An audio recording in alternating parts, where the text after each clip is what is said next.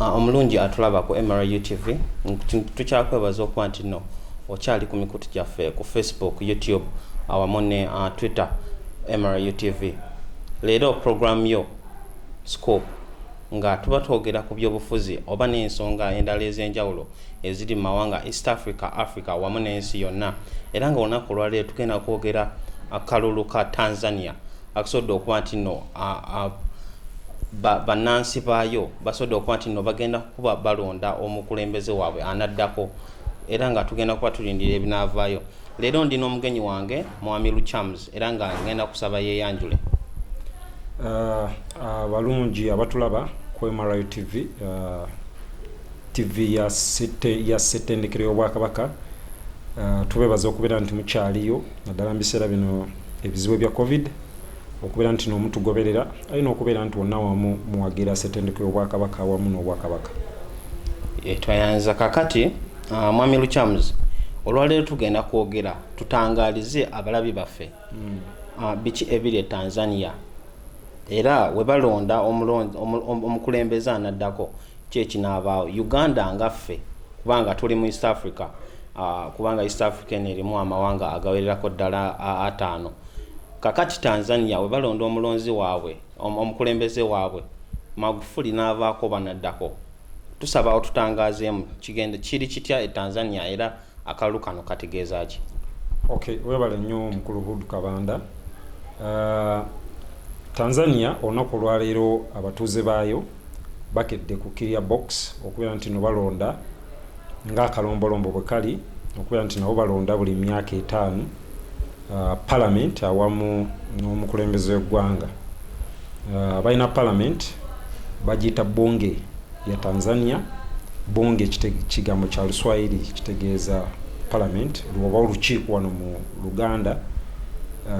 Kyenja okugamba nti Tanzania yeggwanga mu mawanga g'obuvanjuba bwa Ssemazinga wa Africa, that is East Africa, erisinga okwettanira Oluswahili. Olwekyo bakozesa nnyo ebigambo by'Oluswahili era bwe tunaawulira ebiina byabwe by'obufuzi byonna biri mu bigambo bya Luswahili. Nga Abatanzania wonna wamu bagenda kulonda Parliament erimu ababaka 393 wonna wamu. Bagenda kuba balonda omukulembeze okulaba oba omukulembeze aliko asigala mu buyinza oba avaako. Nga bw'abeera nga awangudde twogera ku John Pombe Magufuli ali ku kisanja kye ekisemba ajja kuba afuna kisanja kyakubiri. E Tanzania musemateeka waabwe omuntu ofuga ebisanja 2 byokka eby'emyaka 5, that is tosobola kusukka myaka 10 kati nga yajja mu mwaka gwa 2015. So singa abeera awangudde kino ekisanja ajja kuba akoma 2025. So nga singa abeera awanguddwa omukulu Tundu Lissu ajja kuba afuze ekisanja kimu. Naye nga abatunuulizi kijja kubeera kizibu nnyo Tundu Lissu okuwangula John Pombe Magufuli olw'ebyafaayo ne dynamics eziriwo. Bukyanga Tanzania efuna obwetwaze otwogera ku independence yakafugibwa ekibiina kimu kyokka ekya CCM, Chama cha Mapinduzi. Ekibiina kino mwe muva John Pombe Magufuli. Kati Tundu Lissu ye ajidde mu kibiina bakiyita Chadema, Chama cha Maendeleo na Demokrasia.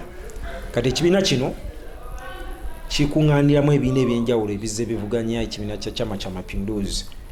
Nga Tundu Lissu okusooka yali wa Chama cha Mapinduzi yali alowoozebwa okubeera nti yali alikwata ticket omulundi nga Jakaya Kikwete avuddeko. Wabula ticket bw'atagikwata bwe baagimumma n'asalawo n'asala eddiiro n'agenda mu kibiina ekya CCM ekya Chadema, Chama cha Maendeleo na Demokrasia. Ne bamwesiga. Ekirala lwaki abantu balowooza nti kigenda kubeera kizibu nnyo Tundu Lissu okuwangula, ekisooka tafunye mwaganya kunoonya kalulu. Engeri gye kali aka scientific. Actually, Tanzania bote bali mu scientific election. Unlike amawanga amalala, Magufuli eggwanga lye yalireka y'omu ku baagendera ku ndowooza nti coronavirus senyiga nga senyiga omulala era singa weetegereza amawulire omwezi nga gumu mu maaso oba wiiki nga 3 emabega omwezi nga gumu emabega oba wiiki nga 3 emabega sijjukira bulungi exactly omukulembeze waffe waggwanga yagenda e Tanzania ku border basinkana ku border yaffe ne Tanzania oku launch okutongoza omukutu gw'amafuta ogugenda okutambuza amafuta okugajja e Hoima ogatwala ku pooti e Dar es Salaam. Naye ekimu ku bantu kye baasinga okwetegereza nti ttiimu ye Uganda ng'ekulembeddemu President Museveni bonna bali bambadde masks. Ab'e Tanzania Magufuli ne ttiimu ye yonna nga tebambadde masks. Bewaabwe baakireka open. Ate Magufuli twogera ku chemical engineer CM nti ekyogerwako akitegeera bulungi. Era ewaabwe baalekerawo nadda bino bye mukeeramu simanya ate abafunye corona bali bwe bati abafudde bali bwe bati bawonye ebyo bo balekerawo dotu updates tebabiriiko. Kakati ekyo si kye kigenda okugaana era Tundu Lissu ne Magufuli badde bakuba rallies bwagooga si kye kigenda omugaana naye okubeera nti afunye akadde katono okwogerako eri bannansi kubanga akalu kaliwe kali kakagwa aka 2015 yakubibwa amasasi n'atwalibwa e Nairobi okujjanjaba bwe yamaliriza nga awonye ku kitanda n'agenda e Bulaaya. Yawangalidde ebbanga lyonna yakomyewo okufuna tiketi y'ekibiina kye n'okuddamu okuvuganya. So Abatanzania abadde tabaliimu. Kakati nga tukyasimbyewo wakati sebo. Kakati olowooza nti Abatanzania banaateeka obwesige mu muntu abadde atabaliimu basuubira nti amanyi ebintu byabwe oba social economic n'ebirala basuubira bayinza omuteekamu obwesige? Yes, abantu tekitegeeza nti nno omuntu awangala naawe gobeerako. Actually mu social life omuntu gy'okoma okwangala n'omuntu gy'okoma omwetamu. Omuzuulamu obuzeezeze nti Magufuli in his nature Tanzania agitadde middle income status gye bayita middle income status wano omukulembeze gyazza tusuubiza ebbanga n'ebbanga nti tugituukamu ye abataddeyo World Bank na IMF ne badeclare nti middle income status. Middle income status tubeera twogera ku okubeera nti abatuuze b'eggwanga basobola okufuna wakati wa $5,000 ne $1,000 omwaka.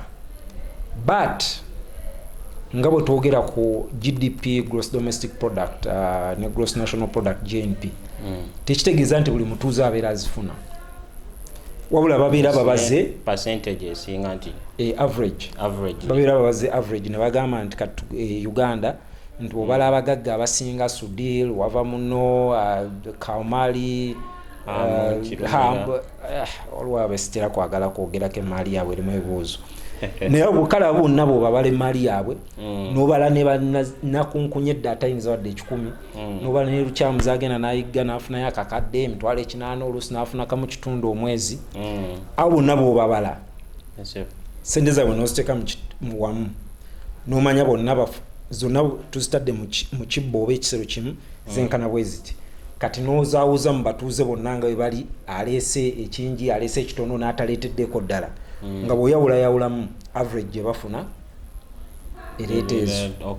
So babala nti muli mu middle income status naye tekitegeeza nti buli omu azikola ki nti buli omu abeera azifuna. So kakati Magufuli yabateeka middle income status. Kati obuuzizza oba ono abadde tabawangaaliramu nti wabeerawo abantu nga yeeyetamu gavumenti nga ye ayagala nkyukakyuka. Abantu baagala nnyo okulaba new faces, abantu baagala nnyo okubeerako n'ekintu ekipya. So kakati abo bo bagenda kuralinga ku Tundu Lissu.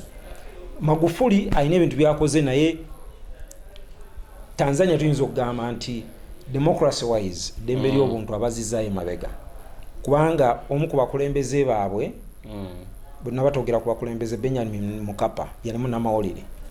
Benjamin Mkapa mukubeera muna mawulire yali yasettinga standard ya mawulire Tanzania nga eri ku level ndala.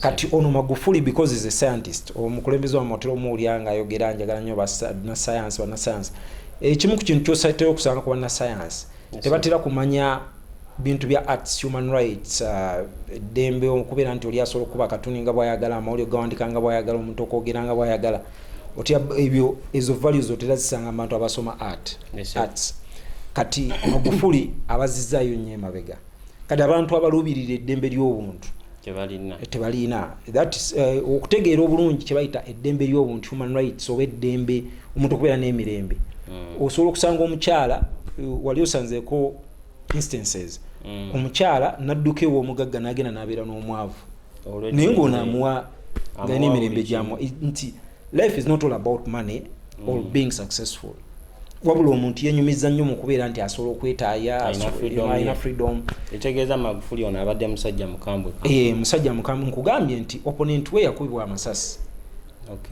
balooya bangi basibiddwa nti abantu e Tanzania wali amawanga agali repressive boli obadde ogoberera amawulire China olwali wetwogerera nti balina etteeka lye bakoze Hong Kong wali amawanga nga nsobola okusinziira no lukyamuzinze Facebook page yange kyensanga kyenjogererako kati oyinza okulinnya ennyonyi kati olonga bwenjogedde nyinza ogenda e Tanzania kumbe bakozeko background check nti oyo omwezi nga gumu yali ku MRU TV nga ali kumukwala mpa mukulembeze waffe ogenda okulanga bakusibye nga tolina mutuuze waabwe yes so kati there are those kinds of countries kyokka wano abantu yes tugende tugamba President Museveni twandiyagadde okulaba face empya but manyi abaana bangi bawangireyo wabweru nagira people power nopu n'avuma omukulembeze najja wano oluusi bajja basooba najja Entebbe n'asirika nga ali wano Uganda oluusi n'akubeera n'ekkerere wano n'alinnya n'addayo so those freedoms oluusi waliwo freedoms embeera nazo oluusi kyana ezirinnyirirwa omanyi bagamba